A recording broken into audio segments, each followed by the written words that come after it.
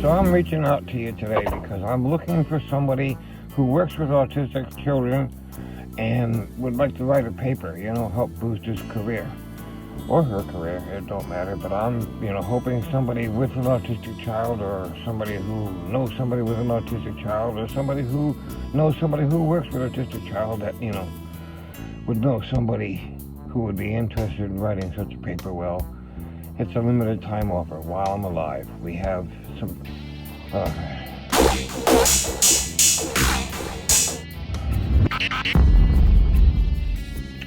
Okay, so the paper is two possible subject matters. One is about in the beginning of research into children with special needs. There was a 14-year-old boy that had autism, a 165 IQ, and passed a psychic ability test.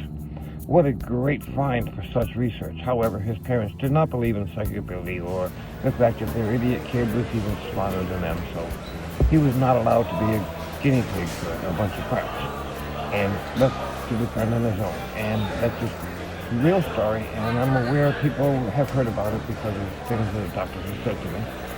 And, there are a whole bunch of people out there that may have heard this legend that wonder what happened to him. Well, here I am. I'm still alive. Limited time offer. I could be dead next week, and then, gee whiz, this was worthless.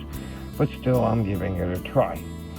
Well, the other subject is, when it comes to autism, I think you guys have got it all wrong. It's like you get it, but you haven't got a clue that it's basically trying to teach left-handed people to be right-handed. But you say is reality and autism or fantasy. I look at fantasy as the high-speed access to the virtual internet. That is Akashic record and universal thought and intelligent design, whatever. It's all the same label as far as I'm concerned. I have questions. That's where I go to get answers. I want to make up a story or see a movie. That's where I go to watch it, and then I bring it back with me. And I seem to be smart, but I just get my information from an outside source. Now, this took place in 1969 when I was 14 years old. I started smoking marijuana at 17. So there we have, scientific results of me before I ever started smoking marijuana. And when it comes to my autism, the marijuana made it easier for me to deal with. It didn't cure it, it didn't solve it, it didn't, help me control it any more than I was always controlling it. But it helped me deal with it, and it helped me deal with my abusive family that insisted the doctors were quacks and I was an idiot, and that's all there is to it.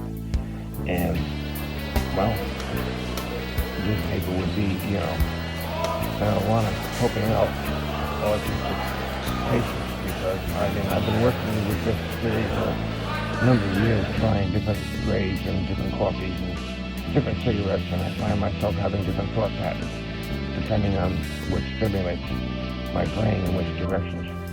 So, this would be an interesting paper, and it might just start pointing things into autistic research that would help them be more able to, go back and forth. I'm kind of lost in there, and it's hard to translate into here.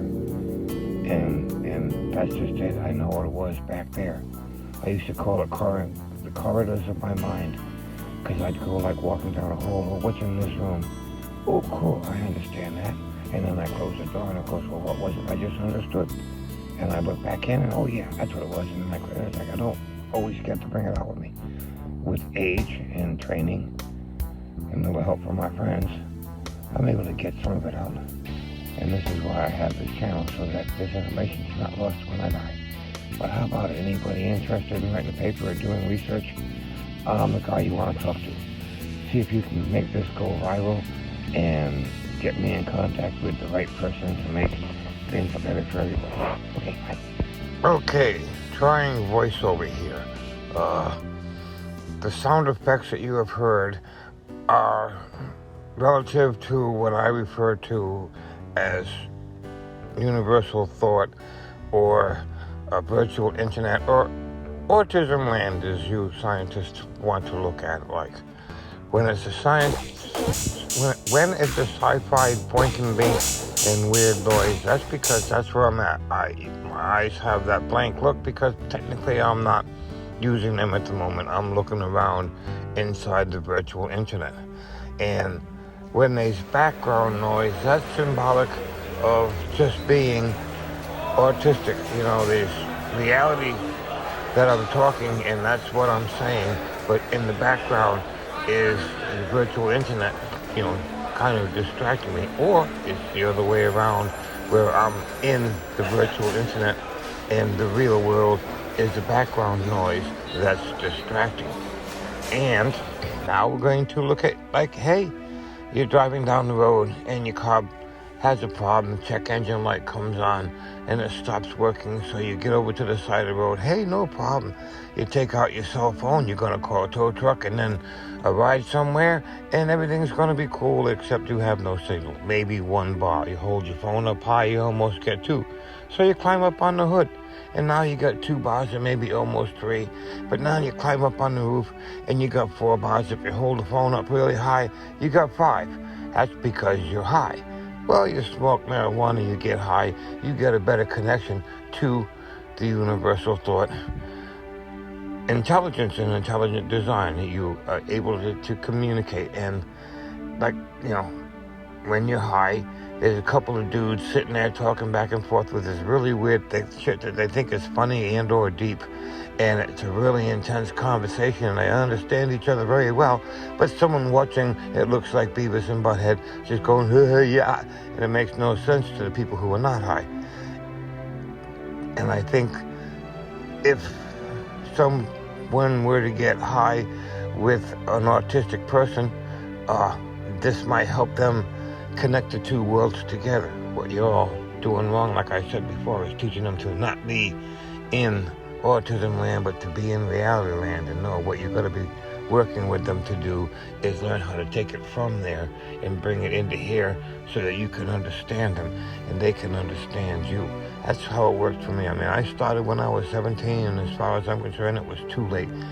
Probably should start them around 10. The brain is developing, and for most people, smoking marijuana would probably be an inhibitor, but that's probably just what, a natural herb that an autistic person needs to help bridge the gap between autism land and reality.